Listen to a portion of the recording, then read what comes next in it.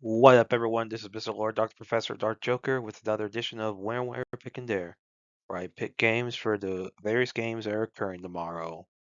Whether it's football, baseball, basketball, basically whatever games I want to pick, I will pick them.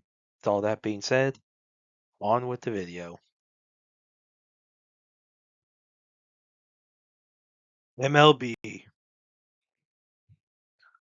St. Louis Cardinals versus Philadelphia Phillies. So this is a double header. So I'll go into each game individually. So in game one, the Cards have a 47.4% chance to win, and the Phillies have a 52.6% chance to win. This is at Philadelphia. For pitchers, Feds for the Cards has an ERA of 3.86 and a WHIP of 1.31. And Luzardo for the Phillies has an ERA of 2.11 and a WHIP of 1.21. So, good pitch for both teams, but I think it's a definite advantage for the Phillies. So, with the pitching advantage and home field advantage, I think the Phillies beat the Cardinals tomorrow.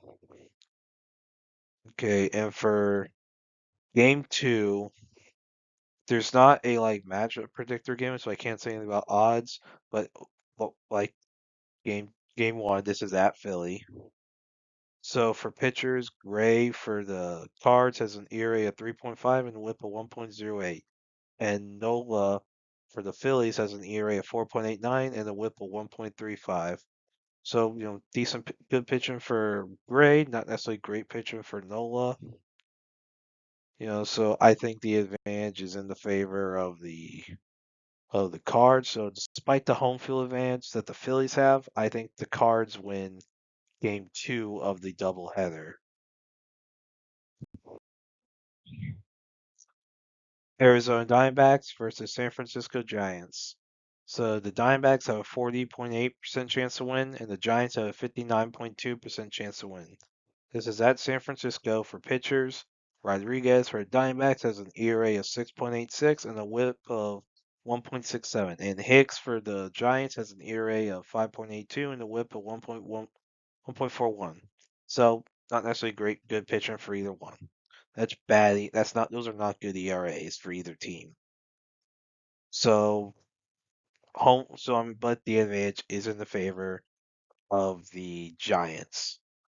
And with a pitching advantage, just by both pitchers not necessarily being great, and along with the home field advantage, I think the Giants beat the Diamondbacks tomorrow. New York Yankees versus Seattle Mariners. So the Yankees have a 44.4% chance to win, and the Mariners have a 55.6% chance to win. This is at Seattle for pitching. Warren for the Yankees has an ERA of 4.75 and a WHIP of 1.36. And Castillo for the Mariners has an ERA of 3.95 and a WHIP of 1.38. So, not necessarily great pitching for Warren. And Castillo, it's below 4. Not by much, but it's below 4. So, it's decent pitching. So, I would say there's a definite pitching advantage for the Mariners, and they have home field advantage. So, I think the Mariners beat the Yankees tomorrow. Boston Red Sox versus Detroit Tigers. The Red Sox have a 28.6% chance to win, and the Tigers have a 71.4% chance to win. This is at Detroit. For pitchers, Dobbins for the Red Sox has an ERA of 2.78 and a WHIP of 1.19. And Skubal for the Tigers has an ERA of 2.08 and a WHIP of 0.88.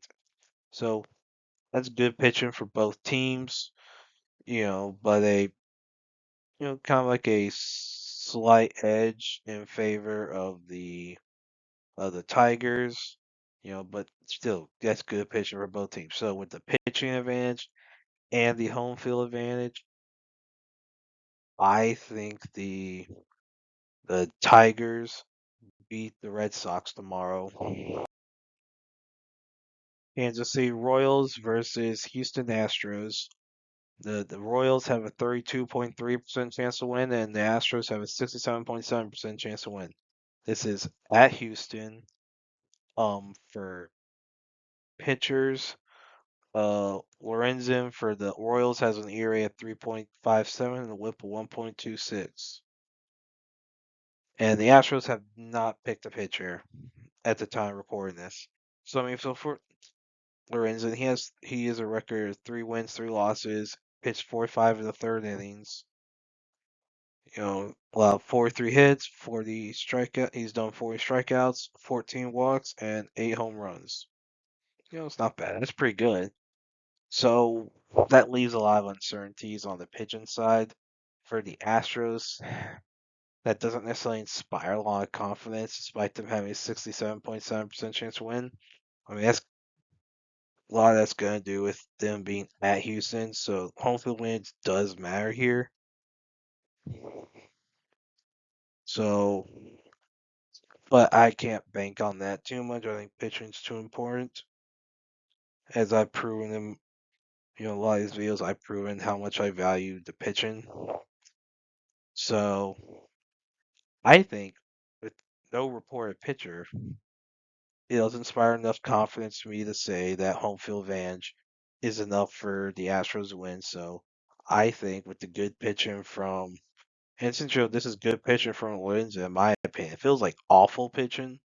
I would go with the Astros, but this is good pitching. So I think the Kansas City Royals will beat the Houston Astros tomorrow. Oakland Athletics versus Los Angeles Dodgers. The A's have a 21.3% chance to win, and the Dodgers have a 78.7% chance to win. This is at LA, and for pitching, Hoagland for the A's has an ERA of 2.38 and a WHIP of 1.06.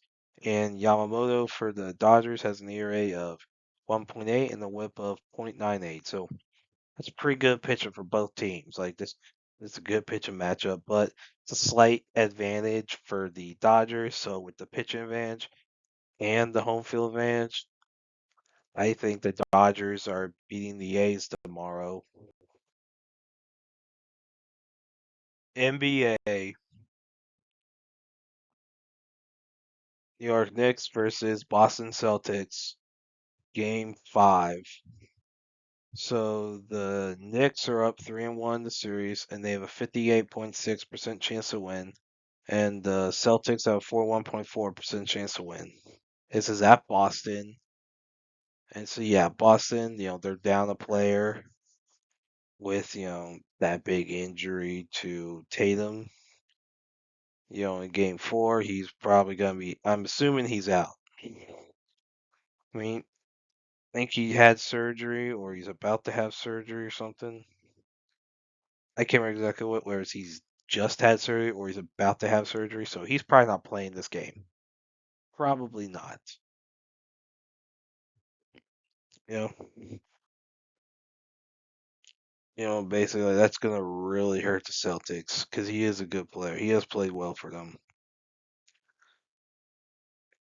So yeah, I think. I mean, official. Yeah. Oh yeah, yeah, yeah. He's out for season. Yeah. So Hauser is a game time decision for the Celtics, and Tatum is out for the season. So he's done.